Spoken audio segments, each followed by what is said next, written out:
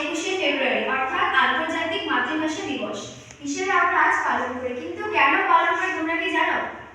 আজ এই দিনটির ইতিহাস সম্বন্ধে আমি কিছু তোমাদের বলবো। 1947 স্বাধীনতা পাওয়ার পর তৎকালীন ভারতবর্ষকে দুটি দেশে ভাগ করা হয়, ভারত ও পাকিস্তান। পাকিস্তান দেশটাকে গড়া হয় ভারতবর্ষ পূর্ব ও পশ্চিম দিকের অংশ নিয়ে, যাদের মধ্যে ভৌগোলিক কিংবা ভাষা সংস্কৃতিগত কোনো যোগাযোগ ছিল না। এই দেশের মূল শাসনের ভার পড়ে পশ্চিম পাকিস্তানের ওপর। ফলস্বরূপ পূর্ব পাকিস্তানের মানুষেরা বাংলার বদলে উর্দুকে রাষ্ট্রভাষা হিসেবে চালানোর চেষ্টা করে। মাতৃভাষার প্রতি ভালোবাসা ও দায়বদ্ধতা উত্তর হয়ে ওঠে পূর্ববঙ্গ তথা পূর্ব পাকিস্তান অর্থাৎ বাংলাদেশের লোকজনের উপর। 1952 21শে ফেব্রুয়ারি ঢাকা বিশ্ববিদ্যালয় মেডিকেল কলেজের ছাত্র বুদ্ধিজীবীরা একটি শান্তিপূর্ণ মিছিলের ডাক দেয়।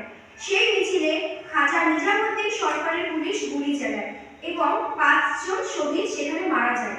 তারা হলো আব্দুল সালাম, রফিকুদ্দিন আহমেদ, সফিউর রহমান, আব্দুল বরকত এবং আব্দুল জব্বার। এরাই প্রথম ভাষা শহীদ। এদের মৃত্যুর পরবর্তী সময়ে গণ আন্দোলন তুঙ্গে ওঠে এবং 1971-এ স্বাধীন জনপ্রজাতন্ত্র বাংলাদেশের 18 মাসের মধ্যে দিয়ে এই আন্দোলন সমাপ্ত হয়।